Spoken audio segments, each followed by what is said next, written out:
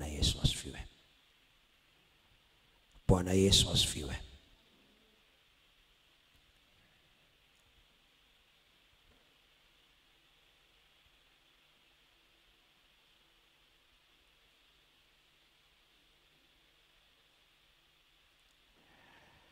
Ninataka kuzungumza juu ya mamlaka ya giza kwa sehemu, na nitazungumza namna ya kujilinda nayo, lakini nitazungumza na namna ya kushughulika nayo kidogo. Bwana Yesu asifiwe.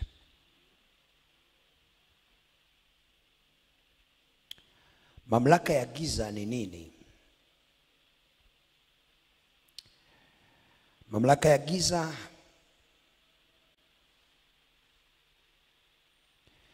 ni dhana ya kiroho inayotumika kuelekeza nguvu au uongozi wa kimaovu unaoshirikiana na ibilisi, shetani, kuingia kwenye maisha ya watu.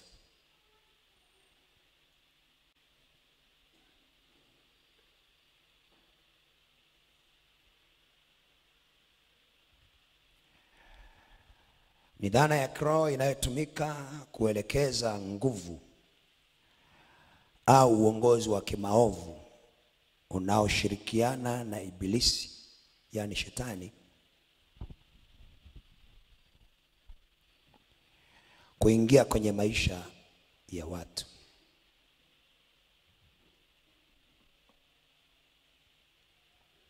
Hii ni nguvu, mfumo au ushawishi wa kiroho ambao unafuata malengo ya ibilisi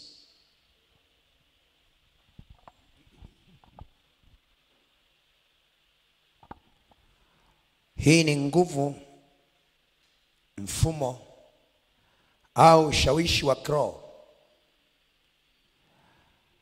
ambao unafuata malengo ya ibilisi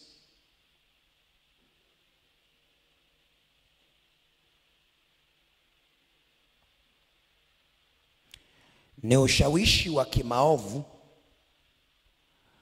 unaojaribu kuingilia fikra.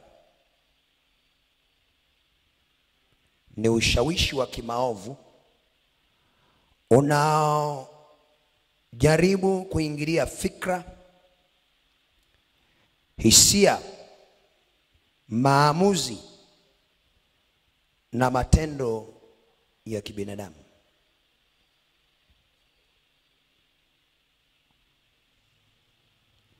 Ni ushawishi wa kimaovu unaojaribu kuingilia fikra, hisia, maamuzi na matendo ya kibinadamu. Bwana Yesu asifiwe. Luka 22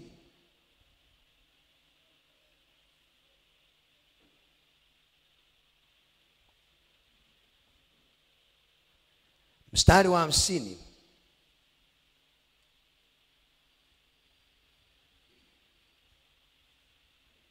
Lakini nataka tuanzie mstari wa 47 mpaka wa 53. 47 mpaka 53, naomba tusome pamoja kama tumepata. Basi alikuwa hapo katika kusema, tazama mkutano wa watu, na yule aitwaye Yuda ambaye ni mmoja wa wale thenashara amewatangulia, akamkaribia Yesu ili kumbusu. Yesu akamwambia, Yuda wamsaliti mwana wa Adamu kwa kumbusu? Na wale waliokuwa karibu naye walipoona yatakayotukia, walisema, Bwana, tuwapige kwa upanga. Mmoja wao akampiga mtumwa wa kuhani mkuu, akamkata sikio la kuume, Yesu akajibu akasema, muwe radhi kwa hili. Akamgusa sikio akamponya. Yesu akamwambia wakuu wa makuhani na maakida wa hekalu na wazee waliokuja juu yake, je, mmekuja wenye panga na marungu kama kumkamata mnyang'anyi? Kila siku nilipokuwa pamoja nanyi hekaluni, hamkunionyesha mikono, lakini hii ndiyo saa yenu na mamlaka ya giza. Bwana Yesu asifiwe. Bwana Yesu asifiwe. Nimesukumwa kuzungumza na wewe juu ya somo hili, lakini kwa utofauti na nilivyowahi kusema na wewe wakati mwingine wote. Na leo nitazungumza juu ya uvamizi wa fikra kwenye maamuzi, nguvu ya mamlaka ya giza kwenye uvamizi wa fikra za kimaamuzi. Na inataka tujifunze kwa faida ya sasa na ya baadaye. Bwana Yesu asifiwe. Kama nilivyosema, mamlaka ya giza ni nguvu na mfumo au ushawishi wa kiroho ambao unafuata malengo ya Ibilisi, lakini ushawishi wa kimaovu unaojaribu kuingilia fikra, hisia, maamuzi na matendo ya kibinadamu. Tunaposoma kitabu hiki cha Luka mlango wa 22 mstari wa 53, mstari ambao Yesu anaeleza juu ya hii ni saa ya mamlaka ya giza. Yesu anamaanisha kipindi ambacho kipo ni cha nguvu za giza kupata nafasi, lakini kipindi cha nguvu za giza kushughulikia wanadamu. Ndio maana anajaribu kueleza kwenye ule mstari pale wa 53, sema kila siku nilikuwa pamoja nanyi hekaluni, hamkuninyoshea mikono, lakini hii ndiyo saa yenu na mamlaka ya giza. Mamlaka ya giza, kwa mujibu wa somo ambalo nalifundisha leo, zilipokuja juu ya Yesu pamoja na wanafunzi wake, ilikuja na nguvu iliyovamia fikra. Ilivamia fikra, ikaendesha mtazamo na maamuzi yao ndani. Hali Yesu akijua wakati ile nguvu tayari imekuja, wanafunzi walikuwa hawajajua. Bwana Yesu asifiwe. Bwana Yesu asifiwe. Mamlaka ya giza inapokuja juu ya watu, huwa inaanza kushughulika na fikra, hisia na maamuzi. Okay, ili tuende sambamba, tusome kitabu cha Nyakati wa kwanza mlango wa 21.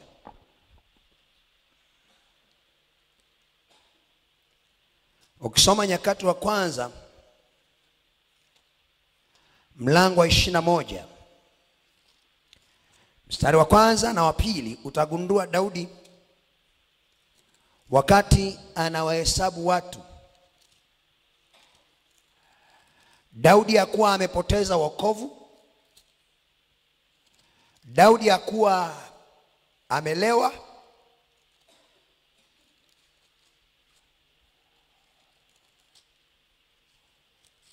wala hakuwa amemwacha Mungu.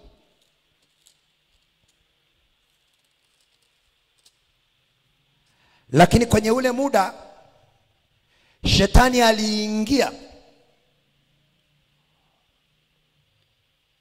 katika eneo la fikra za Daudi, akamshawishi kufanya jambo ambalo lilionekana la kawaida, kumbe sio la kawaida. Kiroho lilikuwa ni dhambi. Okay, tusome mstari wa kwanza na wa pili. Tusome 1, 2, 3. Tena shetani akasimama juu ya Israeli. Alisimama juu ya Israeli yote, yani aliweka shadow, alikava kwa kivuli ambacho ni cha giza la kwake. Akamshawishi Daudi kuwahesabu Israeli. Basi Daudi akamwambia Yoabu na watu, nendeni kuwahesabu Israeli toka Beersheba mpaka Dani, mkanipashe habari nipate kujua jumla yao. Tusome mstari wa kwanza tena, 1, 2, 3. Tena shetani akasimama juu ya Israeli, akamshawishi Daudi kuwahesabu Israeli. Bwana Yesu asifiwe. Bwana Yesu atusaidie. Okay. Daudi hakuwa amelewa. Daudi hakuwa amemwacha Mungu. Daudi hakuwa kinyume na Mungu. Ila mamlaka ya giza ilimuendea. Mwambie mwenzako, mamlaka ya giza ilimuendea Daudi. Shetani alikaa juu ya Israeli. Moja ya kitu kilichotokea baada ya mamlaka ya giza shetani kukaa juu ya Israeli, Biblia inasema Daudi akashawishika kuanza kuhesabu Israeli. Akatoa taarifa, akaomba Israeli ihesabiwe.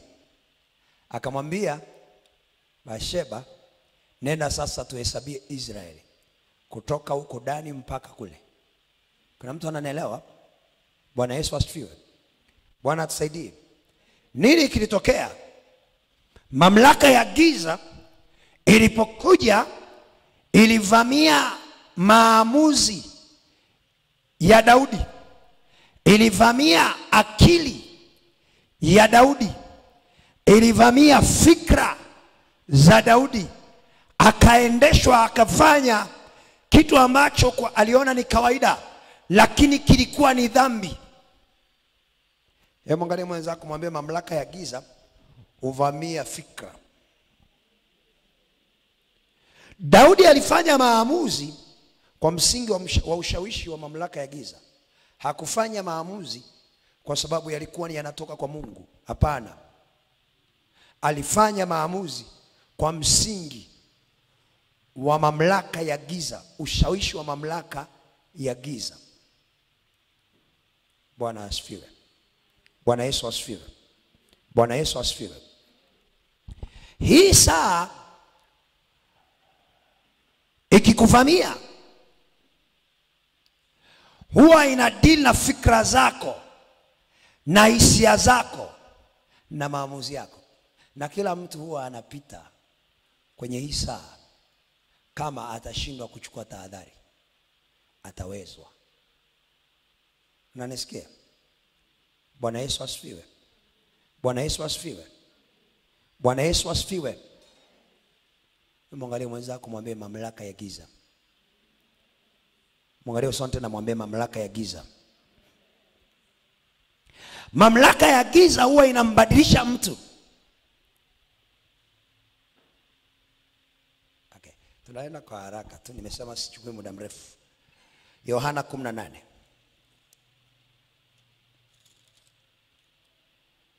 Yohana 18 ni kuonyeshe wakati Petro anamkata yule bwana sikio. Nilitangulia kusoma pale na kukuonyesha. Nataka uone maamuzi ambayo Petro yalimuingia hayakuwa ya kwake. yalitokana na ile mamlaka iliyokuja. Okay, tusome mlango wa 18 mstari wa 10 hadi wa 11. Mlango wa 18 mstari wa 10 hadi wa 11. Tusome 1, 2, 3. Yohana 18 mstari wa 10 na wa 11. Basi Simoni Petro alikuwa na upanga, akaufuta, akampiga mtumwa wa kuhani mkuu, akamkata sikio la kuume. Na yule mtumwa jina lake ni Malko. Basi Yesu akamwambia Petro, rudisha upanga alani mwake. Je, kikombe alichonipa Baba mimi nisikinywe? Okay. Wazo la Petro la kuinua upanga kukata sikio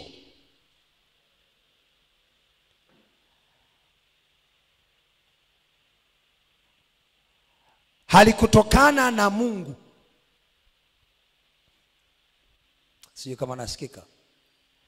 Wazo la Petro la kukata sikio, ndio maana hata Yesu anamwambia rudisha upanga wako halani, halikutokana na Mungu. Ukisoma kwenye ile Luka 22 unagundua anawaambia kitu gani. Rudi kwenye Luka 22. Rudi kwenye Luka 22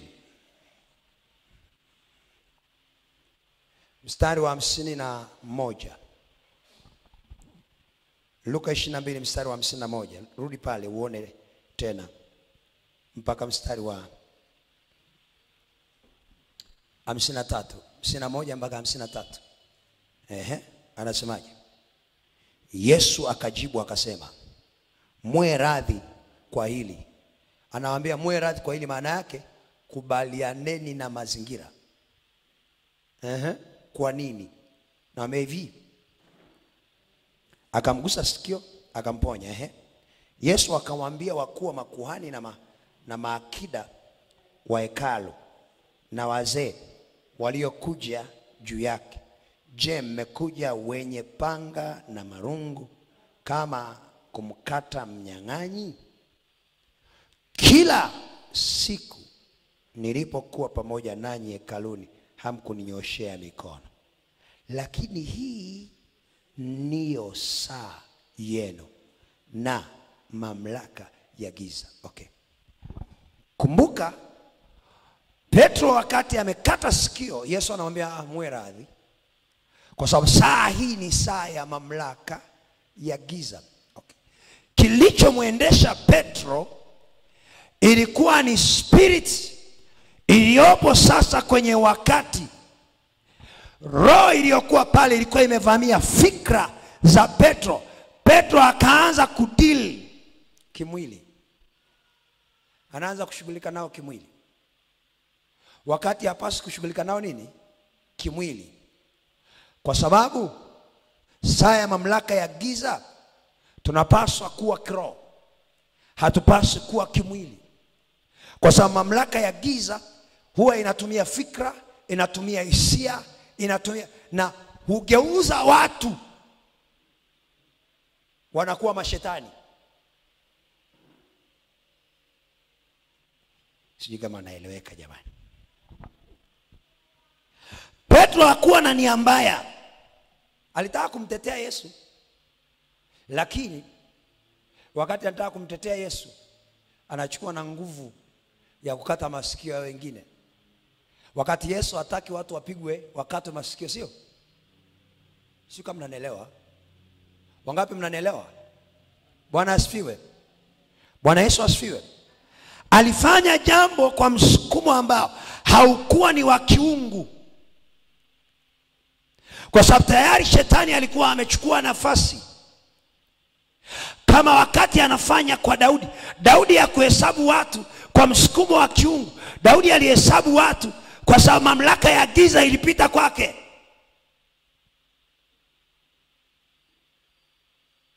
Okay, ngoja nikuonyeshe Petro. Kwenye huu wakati aligeuka, alikuwa shetani. Angalia Mathayo 16.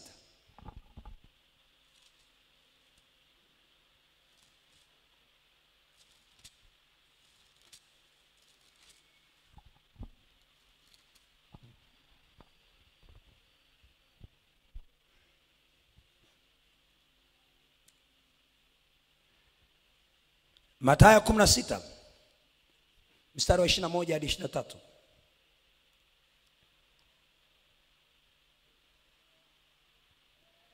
Mathayo 16:21 hadi 23. Mathayo 16:21 hadi 23. Okay? Tusome. Tangu wakati huo Yesu alianza kuwaonya wanafunzi wake. Anawaonya nini? Mwangalie mwanza kumwambia anawaonya nini? Saa wanayoingia ni saa mbaya. Kuna mtu ananielewa? Mamlaka ya giza inaenda kuchukua nafasi. Ndio maana kuna wakati aliwaambia mtapepetwa kama ngano. Sawa angalia anawaonya. Hem tusome Tangu wakati huo Yesu alianza kuwaonya wanafunzi wake ya kwamba imempasa kwenda Yerusalemu na kupata mateso mengi. Wanashangaa. Yeye tuliye naye anaenda kupata mateso mengi kwa wazee na wakuu wa makuhani na waandishi, na kuuawa na siku ya tatu kufufuka. Angalia Petro kilichotokea. Petro akamchukua, akaanza kumkemea akisema, hasha Bwana, hayo hayatakupata. Unamwona Petro anaambiwa kitu ambacho Yesu anakiona. Mstari wa 23. Akageuka akamwambia Petro, nenda nyuma yangu Shetani, ukikwazo kwangu, maana huyawazi yaliyo ya Mungu bali ya wanadamu. Rudia tena kusoma 23. Akageuka akamwambia Petro, nenda nyuma yangu Shetani, ukikwazo kwangu, maana huyawazi yaliyo ya Mungu bali ya wanadamu. Okay. Kwa nini Petro anaonekana hayawazi ya Mungu, hayawazi yaliyo ya Mungu? Amevamiwa. Alafu amevamiwa kitu gani? Yesu anakiona, anamwambia tayari wewe ni kikwazo Shetani. Nini kimetokea? Mamlaka ya giza ikitokea mahali huvamia fikra, huvamia mawazo, huvamia maamuzi, huvamia hisia. Na ikisha vamia humgeuza mtu aliyekuwa mtu, anageuzwa anakuwa shetani. Petro alikuwa nani? Muulize mwenzako, wewe Petro alikuwa nani? Wewe hujawahi kuipitia saa ya mamlaka ya giza nyumbani kwako? Ikija inamgeuza mume wako anakuwa shetani, sio yule nani Apple sijui nini unamuita sijui lollipop, hawi vile passion au hivyo tena. Mamlaka ya giza ikisha kuja humgeuza mtu. Petro aligeuzwa akawa dakika 2 over sudden alikuwa shetani. Mamlaka ya giza ikifika nyumbani ikavamia fikra za watu, wageuza watu wakaanza kufikiri kipepo, wakaanza kufanya kipepo, wakageuka wakafanya mambo ya kishetani. Na mamlaka ya giza huvamia watu wengi sana, na wasipojua huwa wanageuka. Halafu wanapogeuka hawajuagi wamegeuka, wamekuwa mashetani. Hebu ngane mwenzako mwambie, ulishawahi kufikiwa na mamlaka ya giza? Mume wako akivamiwa na mamlaka ya giza anageuka. Mke wako akivamiwa na mamlaka ya giza anageuka. Watoto wako akivamiwa na mamlaka ya giza hugeuzwa. Hata kama uliwazaa kutoka kwenye tumbo hili, unawajua ni watoto wazuri sana, lakini mamlaka ya giza ikisha wavamia ghafla, fikra zao hugeuzwa, hata wewe hutaamini, wanakuwa watu wengine kabisa.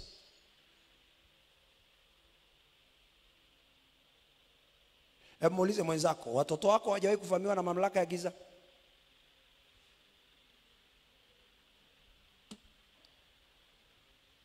Ulishawahi kujiuliza ni kwa nini mtoto wangu aliamua siku ile kuiba? Ni kwa nini mtoto wangu aliamua siku ile kusema uongo? Ni kwa nini mtoto wangu aliamua siku ile kufanya ile dhambi ya zinaa?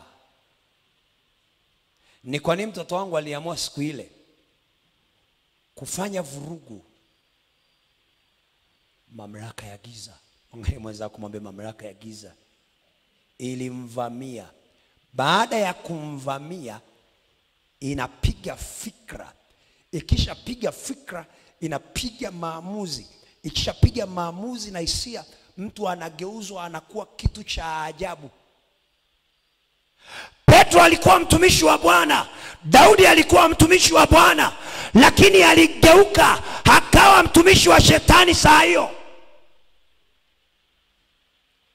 Ndio maana mamlaka ya giza saa ina operate. Usiwaamini watu.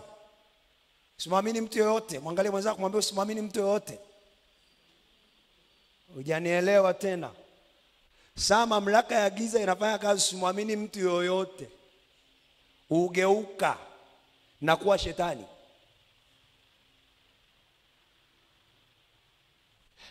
Biblia inasema shetani alipokaa juu ya taifa, ghafla ushawishi ukaingia kwa Daudi. Daudi akatuma Bathsheba kuhesabu.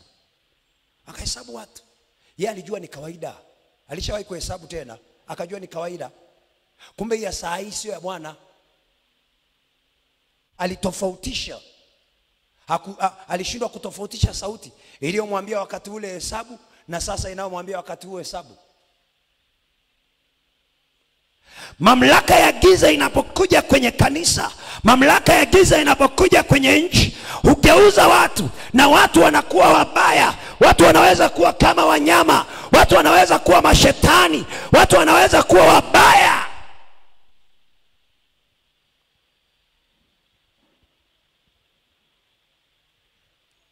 Na hiyo saa mamlaka ya giza inapofanya kazi, Yesu huwa anasema hivi, mmeingia kwenye hii saa kwa sababu kuna namna hamkuomba, sasa muwe radhi. Kwa nini? Mamlaka ya giza ni mbaya. Ikishachukua nafasi mahali, huwa inaharibu watu.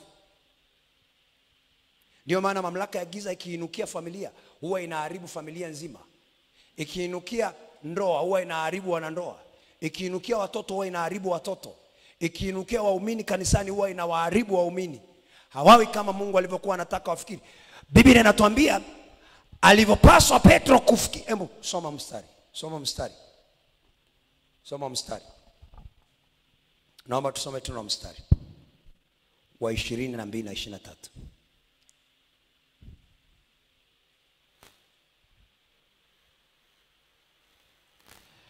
Petro akamchukua akaanza kumkemea.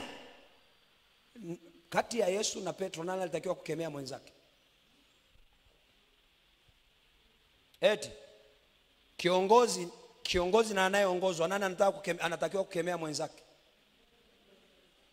Sasa inakuwaje Petro anamkemea Yesu? Hebu angalia mwenzako, mwambie ilikuwaje? Na alimkemea kwa mamlaka ya nani? Ndio nataka uone hiki kitu. Mwangalie mwenzako, mwambie unajua kuna saa na wewe unaweza kumkemea hata anayekuongoza ofisini. Au unaweza mkuta mke anamkemea mume. Watoto wanakemea wazazi.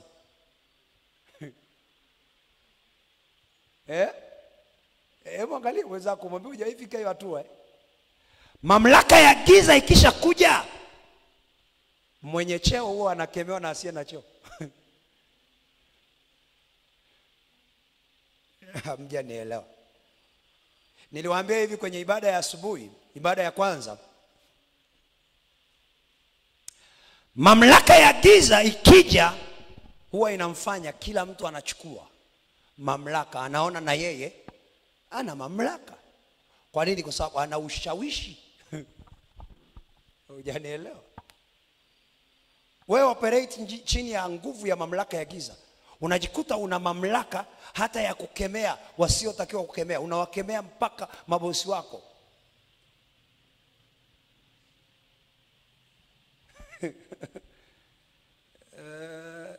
Lakini saa hiyo unapita chini ya mamlaka ya giza, inaburuza fikra, inaburuza maamuzi, inaburuza uwezo wako, inaburuza hisia.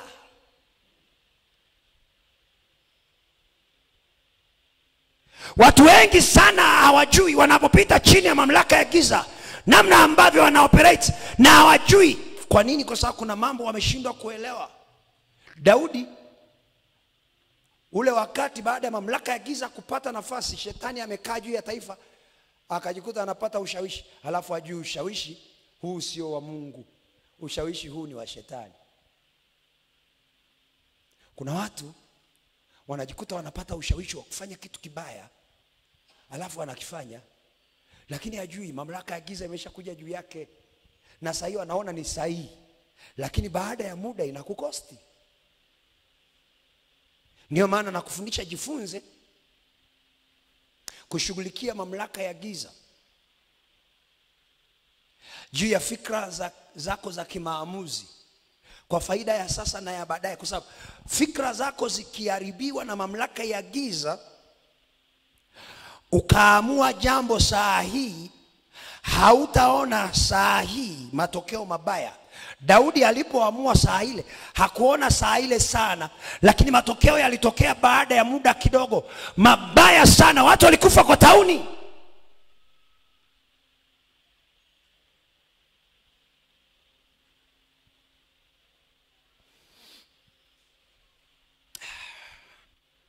Naona watu wamekaa chini wako mamlaka ya giza namna hivyo. Ni kama wamegandamizwa na vimamlaka. Wengine naona ni kama sijui ana usingizi wa kutokea wapi, wakati wamelala jana na wameamka na leo wamekuja ibada ya pili. Naona tu watu ni kama wananikonyeza, wanasinzia. Sio wote, baadhi.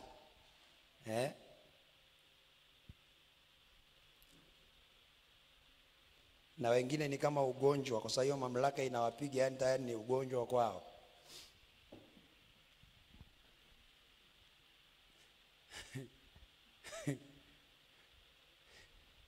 Bwana asifiwe. Kuna saa ya mamlaka ya giza zikiinuka, huwa zinakwenda kwa mtu na kumwadhibu na kumkabili na kubadili maisha yake yasiwe yanavyotakiwa kuwa. Na kuna watu wamebadilishwa na mamlaka ya giza. Mwangalie mwenzako, mwambie, upo kama ulivyokuwa, kama Mungu alivyotaka, au upo kama mamlaka ya giza ilivyotaka? Okay, muulize, unafikiri ndani ya Mungu au unafikiri ndani ya mamlaka ya giza?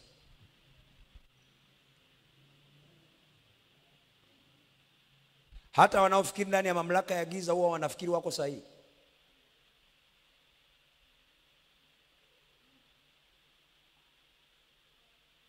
Okay. Kila mtu huwa anaingia kwenye huo wakati, na Mungu huwa anaachilia mara nyingine ili pia tujifunze, tuvuke, tuende mahali fulani. Lakini ukikwama na maisha yako yanaharibika, kwa sababu kifikra utafungiwa mahali, utakuwa kwenye room ambayo hutatoka tena.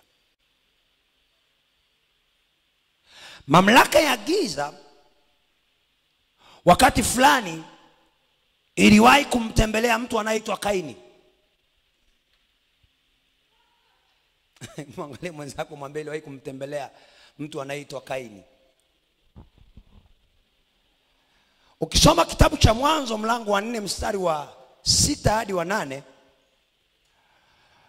Mungu akaenda kwa Kaini baada ya kumuona Kaini kwenye wakati anaoendea. Akamwambia, Kaini, na kutahadharisha, usighadhabike, tenda wema tenda vyema utapata kibali. Usipotenda vyema hutapata kibali. Alafu akamwambiaje? Dhambi iko mlangoni inakuotea, ya kupasa uishinde. Sasa angalia, Mungu akamwacha kwa sababu anajua huyu jamaa anaelekea kwenye huo wakati, kwenye hiyo saa. Na hiyo saa ya mamlaka ya giza kwa Kaini ilitumia muda wa sadaka. Kila mtu saa mamlaka ya giza inatumiaga muda wake kwa mtu. Ilitumia muda wa kwenda kutoa sadaka, mamlaka ya giza ikaibuka, alafu ikakaa mahali. Sasa anaambiwa unapaswa kuishinda hiyo mamlaka, usipoishinda itakuburuza. Hivi unajua yule jamaa kuelewa, akamchukua ndugu yake wakaenda uwandani. Ile saa ilipofika akamuua, kwa sababu fikra zake zinaendeshwa na ile saa. Sio kama unanielewa? Fikra zake ziliendelea kuendeshwa na ile saa, japo Mungu anamwambia ukitenda vyema utapata kibali. Fikra zikaendeshwa, hazikuelewa kwamba Mungu amesema. Ngoja nikwambie, saa mamlaka ya giza haiogopi wewe ni mtumishi umeokoka, unanena kwa lugha mpya. Mwangalie mwenzako kumwambia hata kama unanena shakara bakara.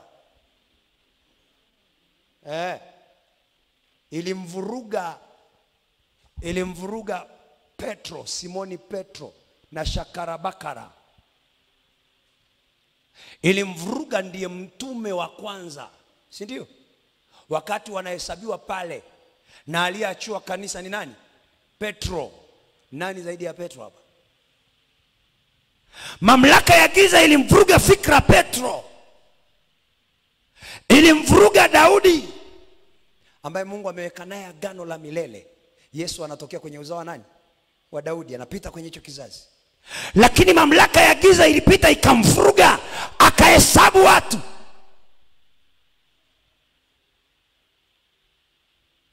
Kuna watu unawajua ni wazuri, saa mamlaka ya giza ikifika kwao huwa wanageukaga wanakuwa wabaya. Na wakigeuka kuwa wabaya, usianze kusema mbona ni fulani, ni imekuaje? Mamlaka ya giza imemgeuza. Mamlaka ya giza ikisha mgeuza mtu, humpati tena kwenye zile sifa za mwanzo. Alikuwa mkarimu, alikuwa na upendo, alikuwa sio anathamini maisha ya wengine. Mamlaka ya giza imekuja, ndiye vurugu zinaanzia kwake.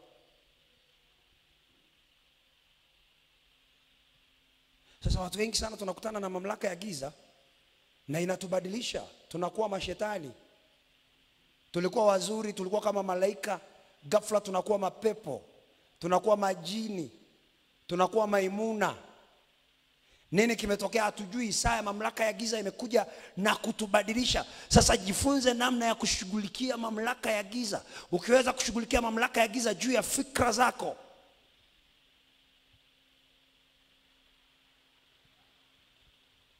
unajua watu wakishaokoka wanajua wanawaza vizuri saa zote, lakini hawajui kwamba kuna saa wanawazaga vibaya. Mwangalie mwenzako mwambie kuna saa huwa unawaza vibaya, na ujui ni kwa nini unawaza. Mamlaka ya giza imekufuata, unamwazia vibaya hata mume wako, hata watoto wako. Nasema hata nilizaa lini hili? Siku ile nilizaa ningelipiga tu hata kitu niliue, au ningempa sumu. Mamlaka ya giza imeanza kukuwazisha.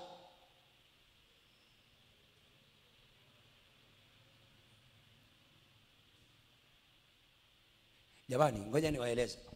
Watu wote mnaowaona duniani ni wabaya, sio wabaya. Mamlaka ya giza imewageuza. Yesu anamwambia Petro, rudi nyuma yangu shetani. Angalia, Petro ameanza kumkemea Yesu. Mama, hujawahi kukuta unakemewa na mtoto wako? Angalia mama, muulize, hujawahi kukuta unakemewa na mtoto wako? Tena anakuambia nyamaza, hujui kitu wewe. Alafu unarudi na kauli nasema, tangu lini yai likafundisha kuku?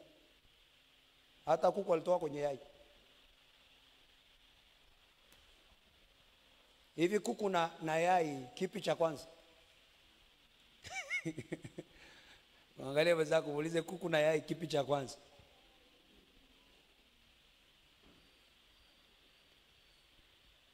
Mtoto anamkemea mzazi. Anamwambia mama, hujui wewe kitu wewe. Baba, hujui kitu wewe. Wewe kiongozi wangu, hujui kitu hapa wewe.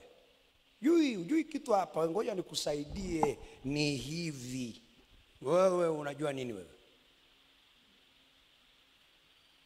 Sio anatoa ushauri. Unajua kuna ushauri na kukemewa. Petro alimkemea Yesu. Hebu angalia mwenzako, mwambie Petro alimkemea Yesu.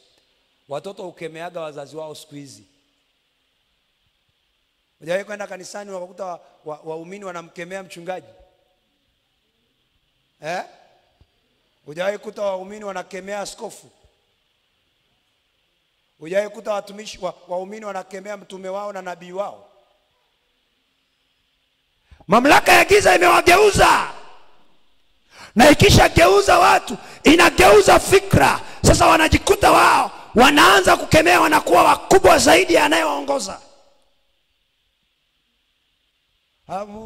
Yesu anamwambia rudi nyuma yangu, maana huwazi tena kama vile Mungu alivyotaka. Nini kilichotokea? Saa ya mamlaka ya giza ilipofika tu, mawazo ya Petro yaliathirika, akaanza kuwaza out of uwepo wa Mungu, akajikuta anawaza kwenye vitu vingine ambavyo sio uwepo wa Mungu, akawaza vibaya.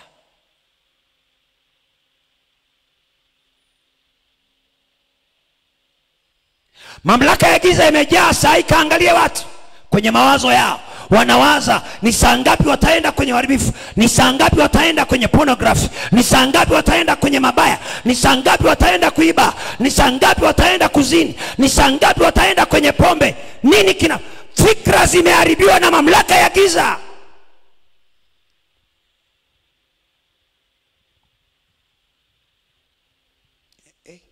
Kumbe ni muda unakimbia. Okay. Jinsi ya kujilinda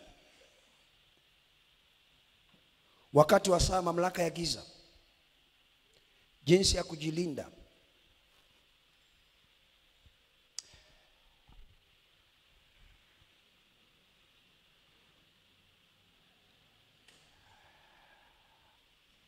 Kuishi katika uelewa wa kiroho. Discernment. Ni lazima watu waishi kwa uelewa wa kiroho. Kutambua majira ya Mungu ni yapi, na utambue mapambano ya kiroho yanayoendelea nyuma ya matukio ya mambo ya kawaida. Kwa mfano saa hii tuko kwenye kipindi cha uchaguzi. Si ni sawa Tanzania, si ni sawa? Watu ambao wana uwezo wa uelewa ndani wanaweza kuelewa nyuma ya mambo ya kawaida, kwa sababu uchaguzi umekuwa ni swala la miaka na miaka, si ndio Kwa hiyo ni swala la kawaida la kikatiba katika nchi yetu, si ni sawa? Lakini moja ya kitu ambacho wakati tunawaza juu ya uchaguzi na mambo mengine ya nchi, moja ya kitu ambacho unatakiwa kuangalia kwa uelewa wa kiroho ni matukio yaliyoko nyuma ya mambo ya kawaida. Si ndio Kuna mtu ananielewa? Matukio yaliyopo nyuma ya mambo ya kawaida. Kwa mfano nyumbani kwako,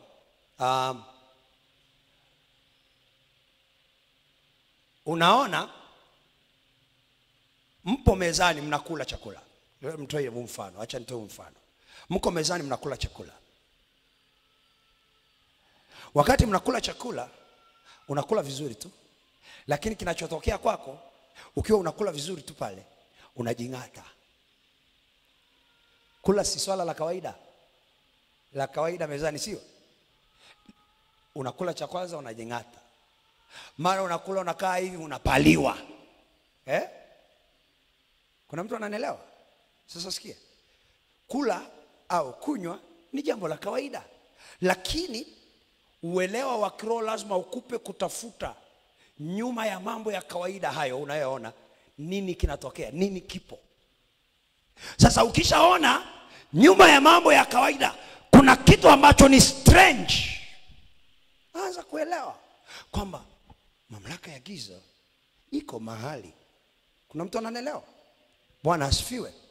Lazima uwe na uelewa, ile discernment. Kuna uelewa wa mambo ya kiroho, kuna uelewa juu ya mambo ya kiroho tofauti na mambo yaliyojificha. Yani angalia tu mambo ya kawaida yale ya kila siku unayoyajua. Nyuma ya hayo mambo ya kawaida nini kipo? Sijui kama unanielewa. Bwana asifiwe. Okay, ngoja niulize swali. Wangapi mlishawahi kutathmini mko nyumbani, saa mnaangalia wote tamthilia, ni sawa? Hakuna hata mmoja anasinzia, si ndio? Saa mna kila mtu ana simu yake, anaangalia vitu kwenye simu, hakuna mtu anasinzia, ni sawa? Mambo ya kawaida. Lakini unasema jamani tuombe, jamani tuombe. Ukisema ya kwanza tuombe, ile watu wanajifanya wanataka kujiandaa. Ya pili tuombe, unazima tu ile TV pop. Ukizima hazijapita dakika 2, angalia nyuma ya hilo tukio, watu wote ni kama wamesinzia. Muangalie mwenzako, kumwambia ni kama wamesinzia. Alafu yule ambaye anajaribu kuforce maombi, anaangalia nini kimetokea. Mbona kimya? Kimya, wengine wameshaanza na kuvuta. Unasikia mwingine ameanza kukoroma kabisa, koroo. Hasijapita dakika 3. Okay, usingizi ni jambo la kawaida, sio?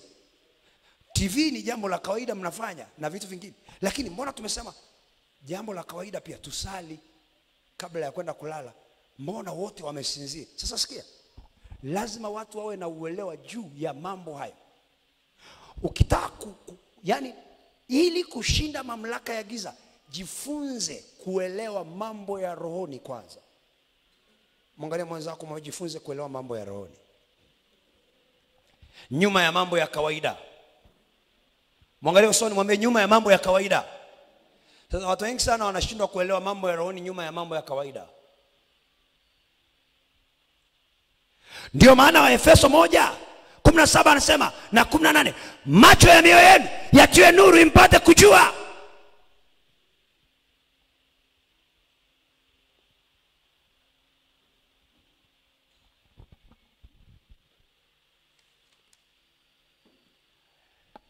Jinsi ya kujilinda na wakati wa saa ya mamlaka ya giza. Nimesema jambo la kwanza nilo. Jambo la pili, jifunze kudhibiti hisia zako. Saa ya mamlaka ya giza jamaa upitia kwenye hisia. Sawa? Sasa jifunze kudhibiti hisia zako. Kama una mihemko ya ajabu, jifunze kudhibiti hisia.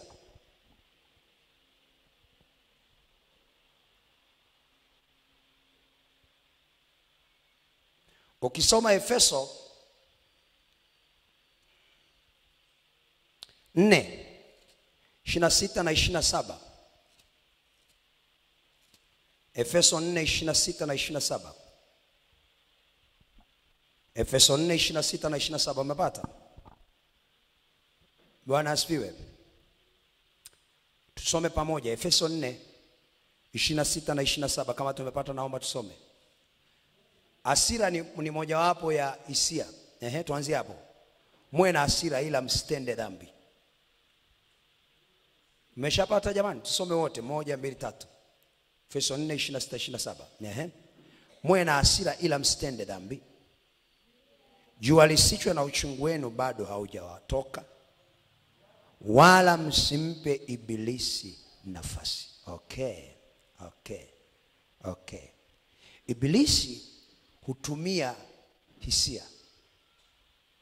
Mlango wa mamlaka ya giza ni hisia. Mlango moja wapo. Ukishindwa kulinda hisia zako, unafungulia mlango, mamlaka ya giza inapata mahali pa kupita. Sasa nikisema hisia, kumbuka sio hasira tu. Chuki nayo ni nini? Hisia, si ndio? Kuna mtu ananielewa? Upendo nao ni nini? Utumia hisia pia. Jifunze kudhibiti hisia. Mara nyingi mamlaka ya giza hutumia hisia. Petro alikuwa na hasira. Najua alitumia pale kupitia fikra zake na hisia zake. Tunapanga zetu hapa. Pshu. Yesu hajafurahishwa na kitendo cha kukata masikio. Yesu anamwambia muwe radhi. Kitu gani ameshindwa Petro? Moja, fikra zimeshashughulikiwa. Hisia nazo zimeshughulikiwa. Hasira. Anataka kumdefend Yesu. Yesu anamwambia mimi sihitaji kudefendiwa. Mimi nilishatabiriwa kwamba nitakufa. Ninyi ndio nilikuwa nawaambia muombe kwa ajili ya huu wakati, lakini hamkunielewa. Sasa muwe radhi. Hisia. Kuna watu wana hisia za hasira mpaka wanampa ibilisi nafasi.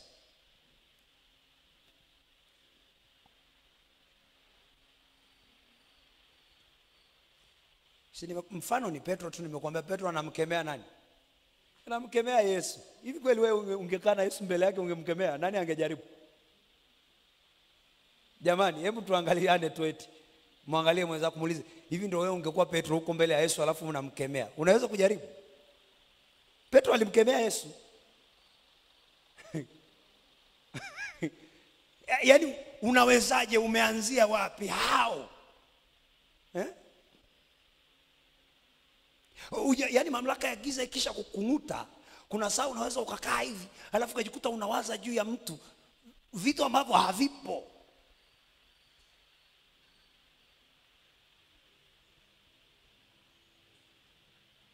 Akashindwa kucontrol hisia. Muulize mwenzako, mwambie unaweza control hisia? Wengi hapo ni ngumu sana. Wengi ngumu sana. Wengi wameburuzwa. Sasa mamlaka ya giza upitaga kwenye hisia. Yaani wewe ukitaka kupondwa kwenye maisha, sasa sikia. Balaa lake unaweza usilione saa hii. Ndio maana nimekwambia jifunze kushughulikia mamlaka ya giza kwenye fikra za kimaamuzi kwa faida ya sasa na baadaye. Ukishindwa sasa inakukosti sasa na baadaye.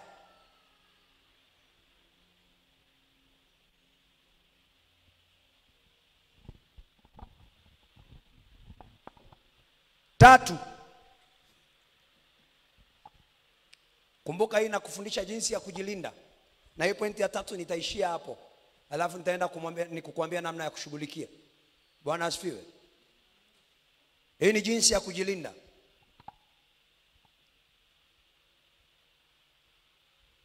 Jifunze kutofautisha sauti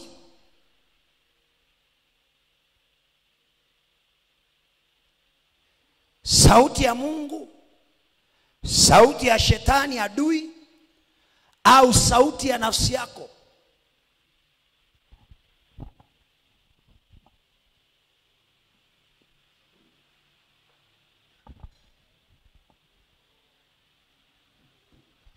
Watu wengi sana hawajui kutofautisha sauti.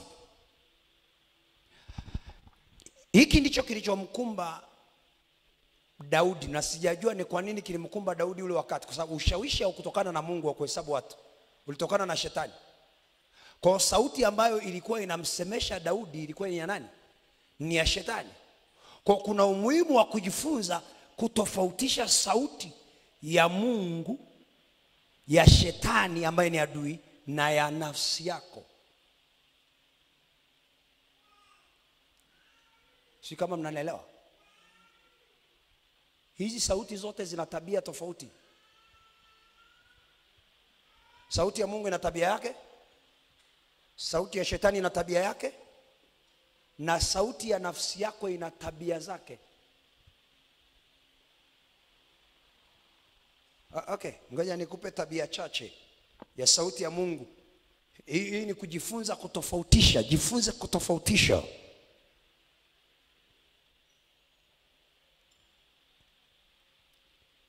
Sauti ya Mungu ina tabia zake.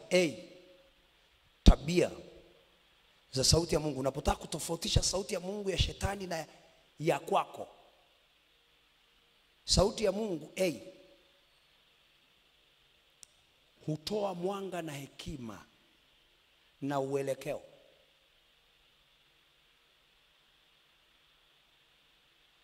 B, huja na amani ya ndani.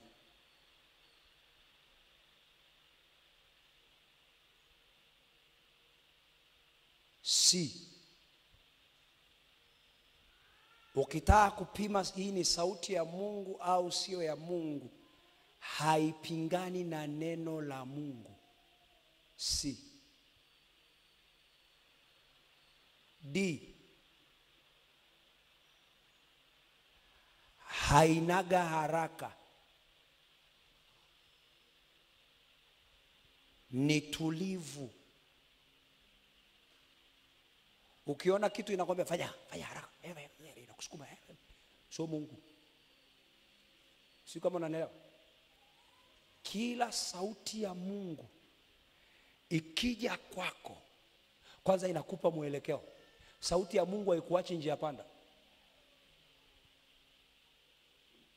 Sasa watu wengi sana hawajui kutofautisha sauti ya Mungu. Mungu akisema na wewe kitu, huwa anakupa mwelekeo, unaona njia. Hakuachi njia panda, kuna mwanga unaoanza na hilo jambo. Ndio maana Biblia inasema yeye ni Alfa na Omega. Atakuwepo mwanzo, wakati unaanza nuru itakuwepo. Sauti ya Mungu ni tofauti na ya shetani. Sauti ya shetani icheki. Sauti ya Mungu nimekwambia haina haraka. Labda nisome neno kwenye Wafalme. Nisome neno kwenye Wafalme kabla ya kuhamia kwenye hiyo ya pili. Nisome neno kwenye Wafalme wa kwanza 19 nikuonyeshe mfano fulani pale. Wafalme wa kwanza 19 mstari wa 12. Umepata?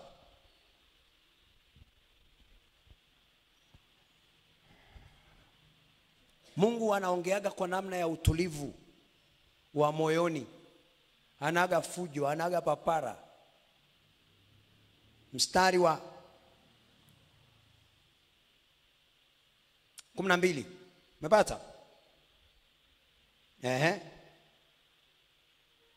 Wafalme wa kwanza 19 mstari wa 12. Anasemaje? 1, 2, 3. Na baada ya tetemeko la nchi kukawa na moto, lakini Bwana hakuwamo katika moto ule. Na baada ya moto sauti ndogo ya utulivu. Come on. Mungu huwa na sauti ya utulivu. Hata katikati ya jaribu ukiwa unapita, katikati utaisikia sauti ya utulivu ya ndani. Usiogope mwanangu.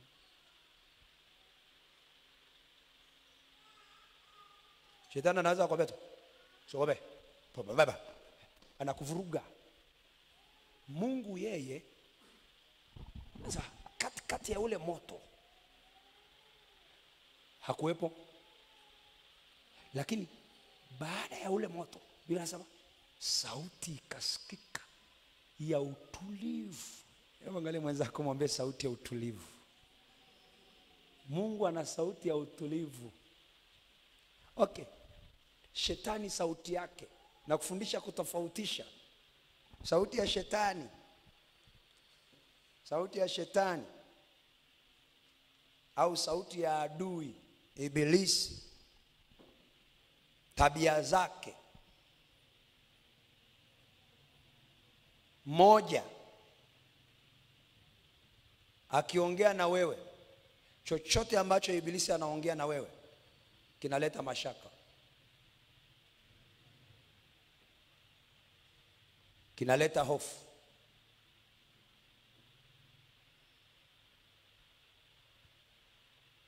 Ukitaka kuichukulia hatua, unasikia kuhukumiwa. Kabla hujachukua hatua, unasikia kuhukumiwa ndani. Mwangalie mwenzako, wewe kitu kinakuja alafu unataka kuchukua hatua, unasikia unahukumiwa ndani. Kuna hukumu iko ndani inakataa. Huyo ni shetani anasema na wewe, sio Mungu. Sauti ya shetani huwa inaleta chuki.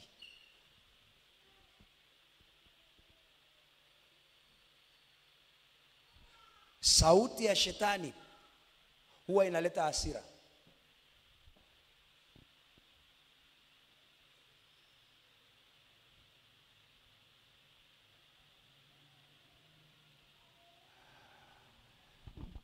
Lakini hupotosha neno la Mungu, hupingana na neno na kukuondolea mwelekeo. Hupingana na neno na kukuondolea mwelekeo. Biblia inasema neno langu ni taa na mwanga wa njia zenu, si ndio? Sasa yeye akija huwa anapotosha neno ili kuvuruga mwelekeo.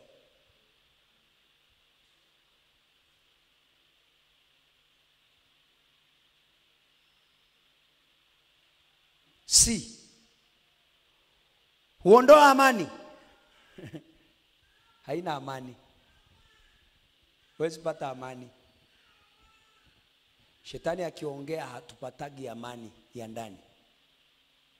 Hata ukitenda hupati amani. Mwisho,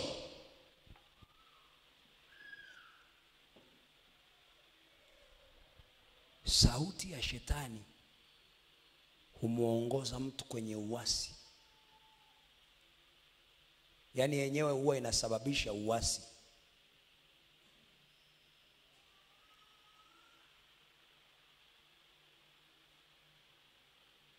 Na ikisha leta uasi ndani yako, huwa inakuwekea hali ya kuwa mtu wa kisasi.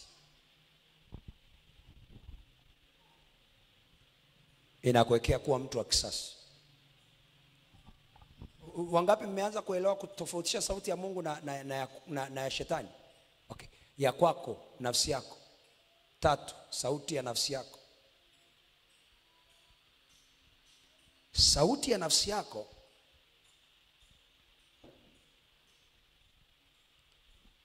hii hutokana na hisia.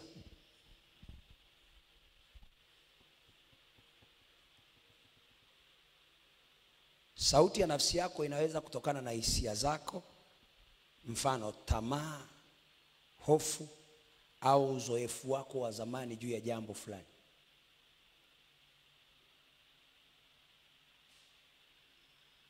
Kwa mfano, ni hisia za kingono zinataka kuibua sauti kwako, zitatumia uzoefu wa kipindi fulani ambacho uliwahi kufanya ngono. Zinaleta zile hisia. Zile hisia zinasukumwa, unazisikia.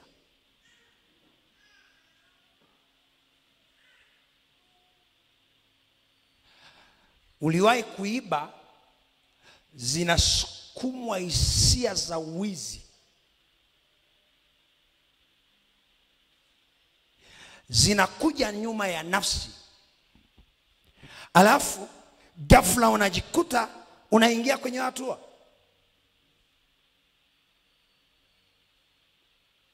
Sauti ya nafsi yako B inaweza kusikika kama ina maana sana, lakini huwa haina ufunuo.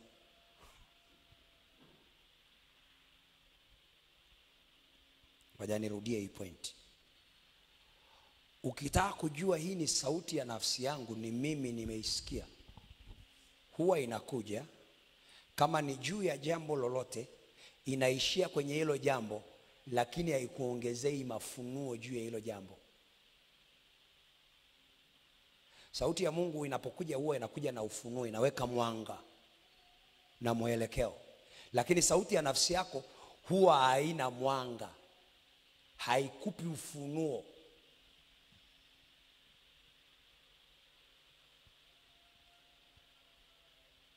Ni tofauti na ukisikia Mungu anakuambia nitakupa nyumba. Anapokuambia nakupa nyumba au nakupa kitu fulani au nakupa nguvu fulani, anapokuja anakuonyesha na kitu kutoka ndani. Kuna picha na mwelekeo wa hicho kitu kwenye ulimwengu wa kiroho, lakini inapotokea kwenye nafsi yako haina nguvu hiyo wala mwelekeo huo. Si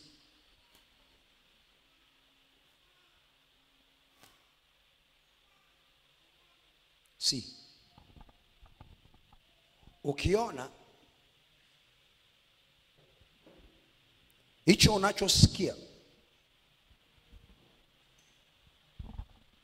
kinatanguliza kutamani wewe upate sifa, au kinatanguliza manufaa yako binafsi, au inapenda usalama wako binafsi, sio sauti ya Mungu. Sauti ya nafsi ya mtu huwa inapomwelekea mtu, inapotaka kumsemesha ili afanye jambo fulani, moja ya kitu ambacho tayari inakuwa imekabili na kuona matokeo ni juu ya sifa na faida unayopata wewe. Hiyo ni sauti ya nafsi yako. Ndio maana ukishasikia nafsi yako inakuambia kufanya kitu, moja ya kitu itakachoanza kucount ni blessings. Baraka nitakazopata ni zipi? Hiyo ni sauti ya nafsi. Yaani Mungu yeye haanzi kuhesabu. Sio kama mnanielewa Ila wewe unaanza kuhesabu mambo binafsi. Yaani ukishaona nimeitwa kwenye kikao, alafu sauti inakuja na kuambia ukienda kwenye hicho kikao utapata nini? Je, utaonekana?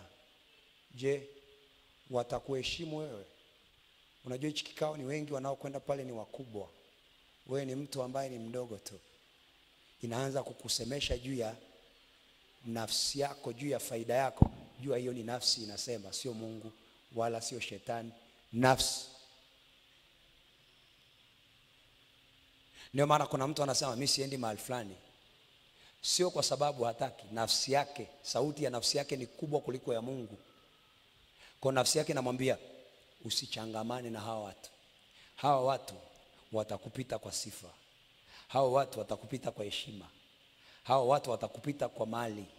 Hawa watu watakupita kwa vitu. Ukienda wewe huna hiki, yeye ana hiki. Uone wewe utakuwa tu tofauti pale, huna maana. Nini? Sauti ya nafsi. Sasa jifunze, unapokuwa kwenye mamlaka ya giza, jifunze kutofautisha sauti ili umshinde mwenye hayo mamlaka ya giza, shetani. Ukishindwa kutofautisha sauti yako, sauti ya Mungu na sauti ya shetani, utaingia kwenye hiyo saa na utaburuzwa. Kuna watu saa hii juu ya Tanzania, kwa sababu wana sauti ya Mungu, wanaelewa mazingira yaliyopo. Unanisikia? Hata kama hawaongei. Kuna watu saa hii juu ya hali ya maisha na ya kiuchumi, kwa sababu wanasikia sauti ya Mungu, wanaelewa nini kipo. Lakini wale ambao hawajui kutofautisha sauti, wana shida.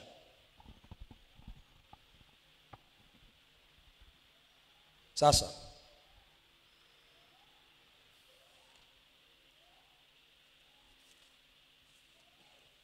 namna ya kushinda: moja, jifunze kuomba. Jifunze kuomba na kufunga. Jifunze kuomba na kufunga.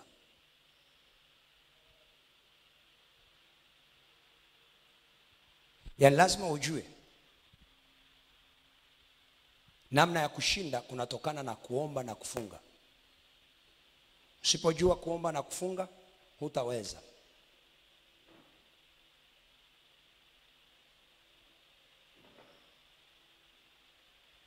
Yesu aliwaambia hivi, Luka 22 mstari wa 20, Luka 22 mstari wa 43.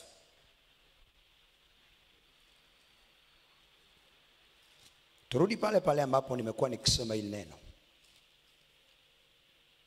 Na somo hili kumbuka nimekuwa nikikufundisha mara kwa mara, lakini leo nazungumza juu ya eneo la fikra. Nimekufundisha mara nyingi kule nyuma. Leo nataka kukusaidia kwenye hilo eneo. Fungua Luka 22. Tuanzie mstari wa 39 na kuendelea. Jifunze kufunga na kuomba kama unataka kushinda saa ya mamlaka ya giza. Mstari wa 39 twende mpaka mstari wa 46. 1, 2, 3 tusome. Akatoka akaenda mpaka mlima wa Mzeituni kama ilivyokuwa desturi yake. Wanafunzi wake nao wakafuatana naye. Alipofika mahali pale, aliwaambia, ombeni kwamba msiingie majaribuni. Mwenyewe akajitenga nao kama kiasi cha kutupa jiwe, akapiga magoti akaomba akisema, E Baba, ikiwa ni mapenzi yako, uniondolee kikombe hiki, walakini si mapenzi yangu bali yako yatendeke.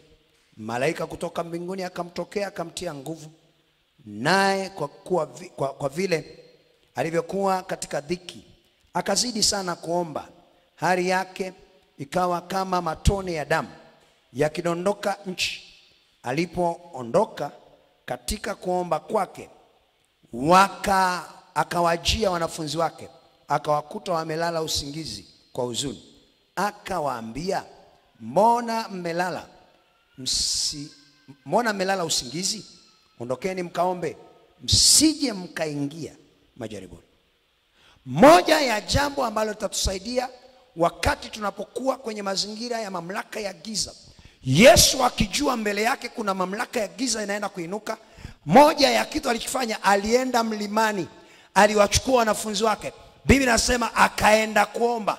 Wakati akiwa pale, yeye akasogea kiasi cha kutupa jiwe, akaenda akaanza kuomba. Akiwa amewaacha pale, akamaliza kuomba, akarudi tena akawafuata, akawakuta wamelala. Akamwambia, kwa nini mmelala? Hamkuweza kukesha na mimi hata lisali moja? Ombeni msije mkaingia. Kwa nini alikuwa anasisitiza ombeni? Neno ombeni lilikuwa ni neno linalowapa mhamasiko, ni neno la kuinsist kwamba wafanye hivyo wakati wote, pasipo kuchoka, pasipo kukata tamaa. Ombeni msije mkaingia, msiingie majaribuni.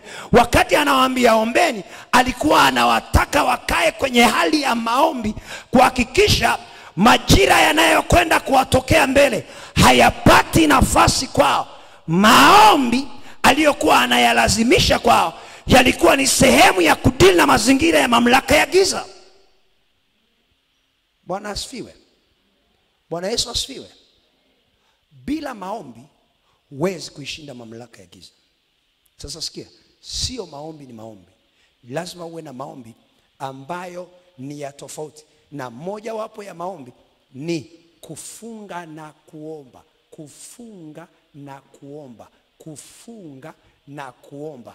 Kufunga na kuomba na kujitenga, kukaa uwe tofauti. Kwa sababu saa ya mamlaka ya giza dhidi yako ni mbaya sana. Ikija huwa inakugeuza. Hata kama ulikuwa una sura ya malaika, huwa unageuka, unaweza kuwa shetani. Unaweza ukakutwa unafanya mambo mabaya huku duniani, na watu wanakujua kabisa, huyu jamaa alikuwa mtumishi wa Bwana, huyu jamaa aliokoka, mamlaka ya giza iliibuka.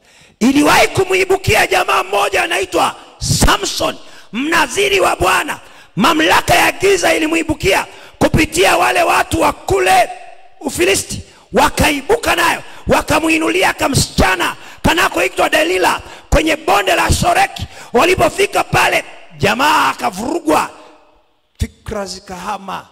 Kumbuka Samsoni alikuwa ameoa. Alisahau na mke. Mwangalie mwenzako, mwambie alisahau na mke nyumbani. Akafika pale akamwona kimodo cha Soreki, kikammaliza nguvu. Biblia sasa alipomwona changanyikiwa, akampenda. Fikra, hisia, alishindwa kudhibiti hisia. Hivyo unajua moja ya kitu ambacho shetani anatumia saa ya mamlaka ya giza, hisia zako ukishindwa kudhibiti umeisha. Alipomvuruga Samsoni yuko pale, amefika pale kwenye bonde, akiona alivurugika. Tunafahamu Samsoni wa kwanza na Samsoni wa pili, sio yule.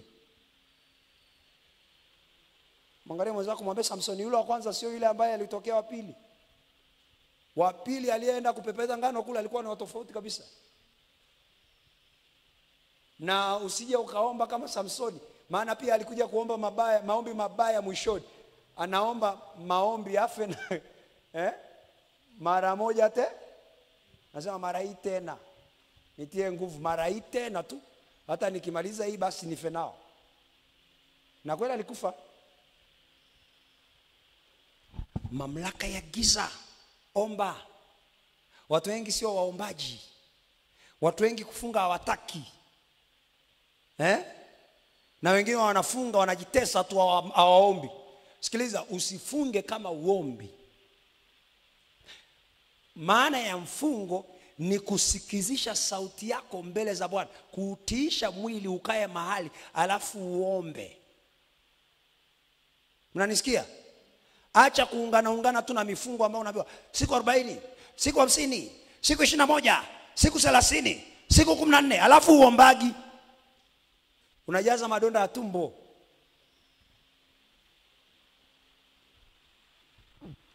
Ukifunga omba. Mnanielewa? Hebu mguse mwenzako mwambie ukifunga omba. Hiyo ni pointi ya kwanza. Pointi ya pili, tumia neno la Mungu na damu ya Yesu. Biblia inasema hivi, nao wakamshinda kwa damu ya mwana kondoo na kwa neno la ushuhuda wao, ambao hawakupenda maisha yao hata kufa. Okay, wakamshinda kwa damu ya mwana kondoo. Walimshindaje kwa damu ya mwana kondoo? Walimshinda kwa neno la ushuhuda. Walikuwa na neno la ushuhuda. Wakati wana neno la ushuhuda walikuwa na damu. Aliyeshindwa ni nani? Aliyetupwa kutoka mbinguni. Alikuja kama umeme, ibilisi, shetani, yule joka wa zamani. Unataka kuishinda mamlaka ya giza na saa yake? Jifunze kutumia neno na damu. Bwana asifiwe. Neno la Mungu na damu ya Yesu. Ukiweza kuitumia damu ya Yesu vizuri na neno la Mungu vizuri, utaishinda saa ya mamlaka ya giza kwenye maisha yako. Moja ya kitu ambacho shetani hana urafiki nacho ni damu ya Yesu. Neno na kitu ambacho hana urafiki nacho ni neno la Mungu. Kwa sababu neno la Mungu ni upanga uwao ukataa kuwili. La choma tena inagawanya nafsi na roho. Neno la Mungu ni upanga, neno la Mungu ni moto uwao. Tena wanasema ulao. Si ndio Ni moto. Neno la Mungu ni nyundo evunjayo mawe. Bwana asifiwe. Ukiweza kulijua neno, litafakari neno kabla ya kulitumia.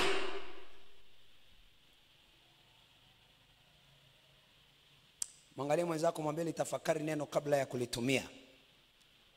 Pointi ya tatu.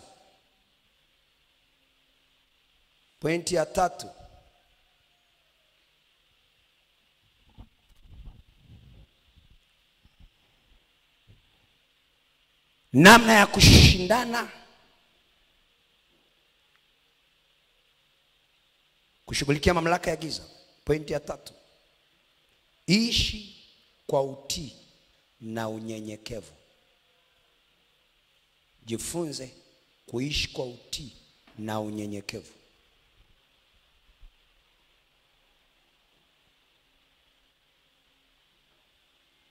Unapotaka kushughulikia mamlaka ya giza,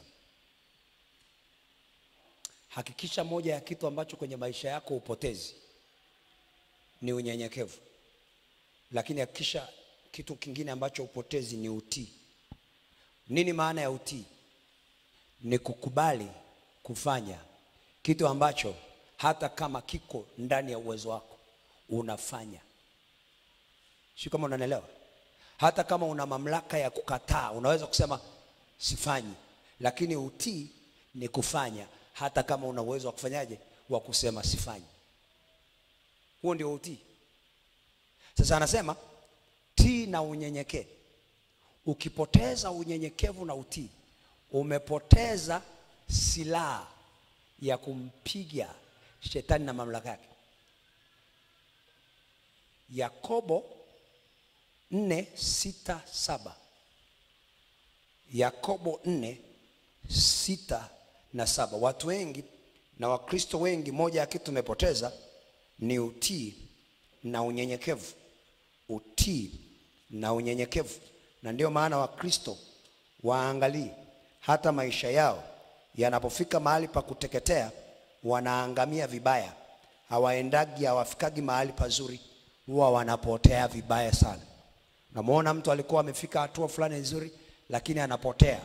Kwa nini? Kwa sababu mamlaka ya giza ikija, hakuna namna ambayo Mungu anaweza kupata namna ya kukusaidia, kwa sababu una kiburi. Una kiburi. Angalia mstari ule wa 6 na wa 7, anasemaje?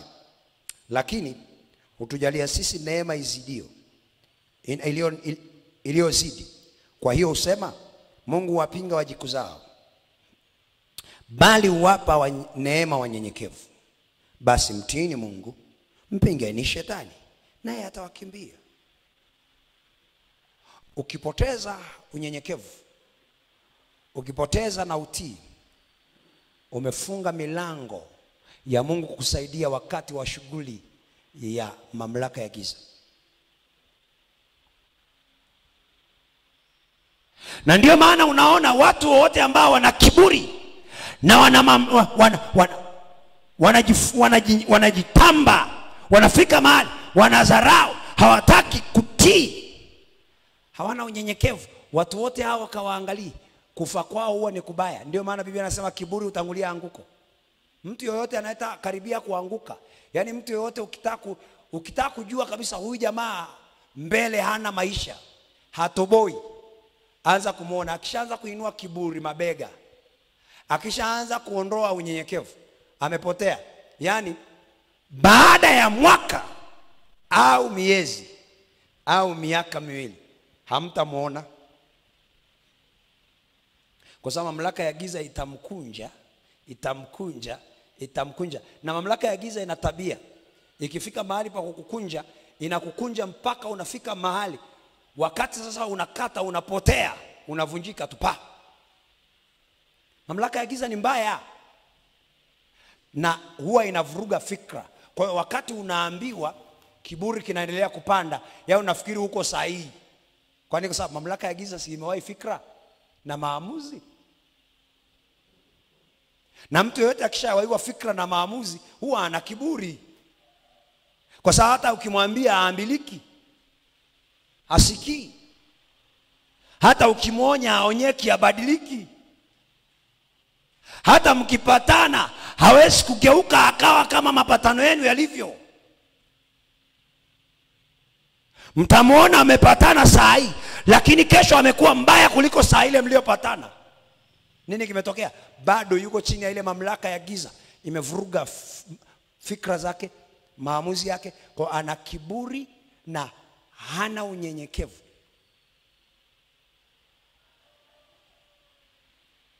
Sasa mamlaka ya giza ni kitu cha kushughulikiwa. Acha niishie hapo. Ukiweza kuishughulikia mamlaka ya giza, umeweza kusogea mahali. Kuna watu wanatumia fedha vibaya, sio kwa sababu wana uwezo wa kutumia wa kufanya hayo matumizi, wa kuspend pesa zao, lakini ni kwa sababu shetani ameamua kutumia fikra zao kuvuruga uchumi wao. Shetani akitaka kuvuruga uchumi wako, anatumia fikra zako. Yanielewa? Shetani akitaka kuvuruga uchumi wako, anatumia fikra zako.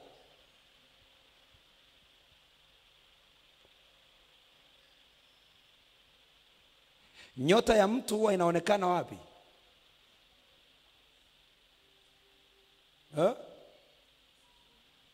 Nyota ya mtu huwa inaonekana kwenye uwezo wake wa kufikiri na mtazamo. Mamlaka ya giza ikidili na fikra zako, inadili na mtazamo, inadili na maisha yako kwa ujumla. Kuna watu wakuu mko hapa, Hamko hapo kwa sababu mlitakiwa kuwa hapo. Mpo hapo kwa sababu mamlaka ya giza imewachakaza, mko hapo. Kuna watu kwa viwango vya kazi mlivyovifanya, kuna watu kwa viwango vya kujitoa mlivyojitoa, hamkupaswa kuwa na maisha mlionayo. Lakini mamlaka ya giza iliwavuruga na ilivamia kwanza fikra kwenye maamuzi, kwa hamkuona mbele.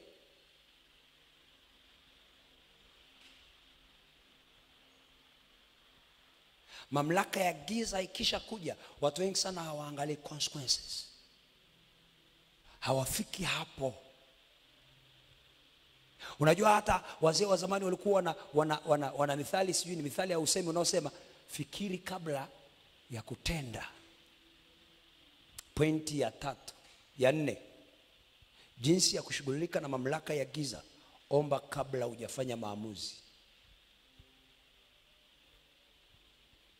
Sikuna watu mnaamuaga tu, unajikuta unaamua kufanya biashara na mtu hata hujaomba. Unataka unamtaji, mimi natafuta mtu mwenye mtaji, tufanye naye tufanye biashara hii. Nani kakutuma? Mamlaka ya giza imeshakudanganya, unajipeleka tu. Unaenda, unaweka mtaji na yeye anaweka. Wewe nani kakwambia? Alafu unakuja kumwambia Mungu, tulikutolea sadaka. Kwani wewe Mungu alikwambia sadaka? Kaangalie kwanza, ulifanya biashara na huyo mtu, ulianza na Mungu? Ni Mungu alikwambia? Kabla ya kupata maamuzi ya kufanya naye, uliombea mawazo ya kufanya biashara? Uliombea maamuzi?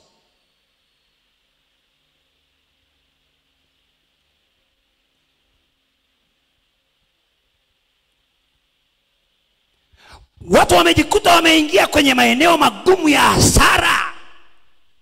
Mamlaka ya giza imewaingiza kwenye hasara. Mamlaka ya giza imewaingiza watu kwenye mahusiano na watu. Unakutana tu na mtu kanisani, siku hiyo ameshakuwa rafiki yako. Mamlaka ya giza imekuandalia tu kama mtu, alafu mnakuja mnaungana, alafu unajimpati. Tena unajimpati. Na wengine wanajikuta mpaka anatoa na vitu anampa, hata na pesa anampa mtu. Unakutana naye tu kanisani. Hebu mwangalie mwenzako, mwambie wewe unajua unakokwenda. Ngoja nikwambie hichi kitu. Watu wengi sana hawajui. Maisha yao yamepigwa, vitu vingine nitaacha. Maisha yao yamepigwa kwa sababu waliamini walipofika kanisani, basi kila kitu kanisani huwa kinafanya. Kwa hata mtu yote anayekutana naye kanisani anamfaa. Ndio maana hata watu wengi sana wanakuja kanisani kuoa, alafu kumbe wanakuja kuoa wanaoa majini. Hujanielewa? Wewe hujaona watu wanaenda kwenye maombi ili wapate mke, au wanaenda kwenye maombi ili apate mume?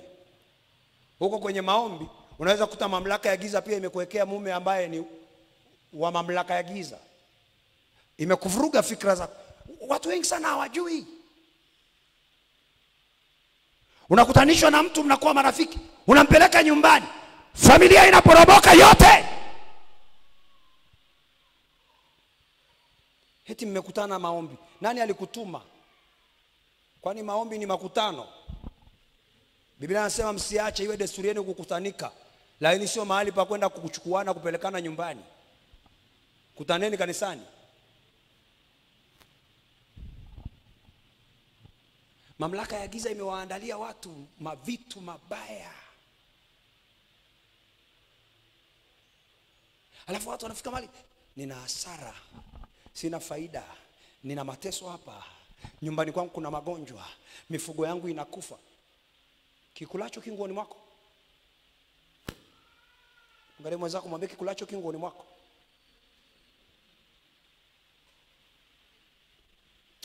Acha tuombe. Ngoja nibariki chakula cha Bwana. Simama.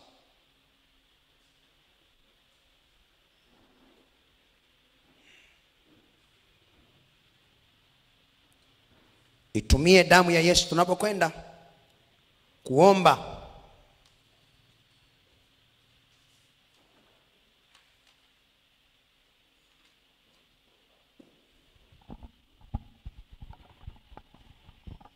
Tusimame.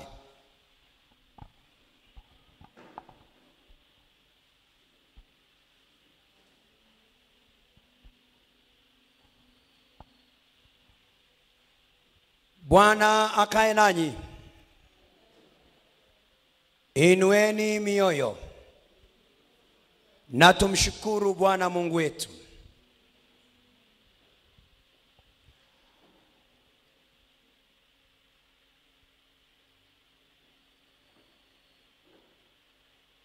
Ndio wajibu wetu, ni haki, tena ni fadhili na furaha kwetu kila wakati na kila mahali kukushukuru Bwana mtakatifu, Baba mwenyezi, Mungu wa milele, kwa Yesu Kristo Bwana wetu. Mungu wa milele, wewe pamoja na mwana wako pekee na Roho Mtakatifu, Mungu mmoja, Bwana mmoja. Umoja wako si nafsi moja tu, bali ni utatu wa uungu mmoja. Kwa kuwa yote tuyaaminio juu ya utukufu wako, ndiyo tuyaaminio juu ya mwana wako, juu ya Roho Mtakatifu, pasipo tofauti wala upungufu. Twakutukuza kwa ajili ya ulimwengu wote ulioumba na kuhifadhi katika yeye, kwa ajili ya taratibu za uumbaji wako na kwa ajili ya vipawa vyako vingi vya neema.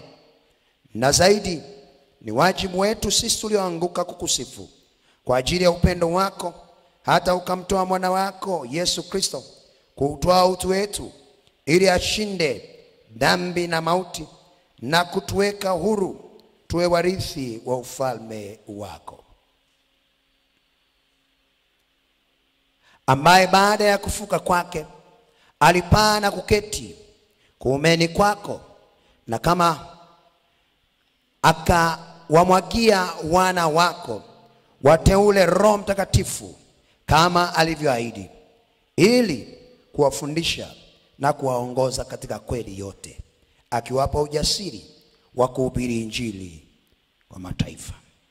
Baba, twakusifu kwa ajili ya Roho Mtakatifu wako, ambaye anatufahamisha ya kwamba umetutia muhuri katika ubatizo tuwe wako, ili tupate kuyatangaza matendo yako ya ajabu. Kwa hiyo sisi nasi twajiunga pamoja na malaika, manabii na mitume na mashahidi, pia na jeshi lote la mbinguni, twakutukuza na kukusifu daima, tukisema: mtakatifu, mtakatifu, mtakatifu, Bwana Mungu wa majeshi. Mbingu na nchi zimejaa utukufu wako. Utukufu na wewe, Bwana uliye juu. Ndiwe mbarikia ajaye kwa jina la Bwana. Hosana. Utukufu na wewe Bwana, Bwana wa mbinguni, ambaye kwa rehema zako kuu ulimtoa mwana wako pekee Yesu Kristo, ili wote wanaomwamini wawe na uzima wa milele. Utusikie Baba wa rehema, tunakusihi, ili sisi tukiupokea mkate huu na kikombe hiki, kama mwana wako alivyotuamuru, tuwe washiriki wa mwili na damu yake ya thamani.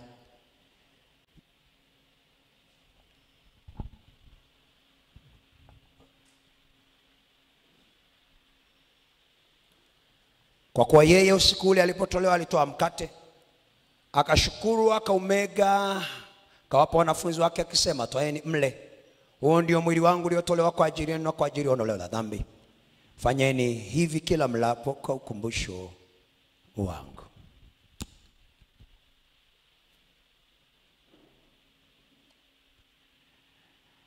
Na vivi hivi baada ya kula, akakitoa kikombe, akashukuru, akawapa akisema: nyweni katika hiki, ndio damu yangu ya agano jipya iliyotolewa kwa ajili na kwa ajili ya ondoleo la dhambi. Fanyeni hivi kila mnywapo kwa ukumbusho wangu. Baba, kufa kwake twakutangaza, kufufuka kwake twakukiri, kurudi kwake twakutazamia.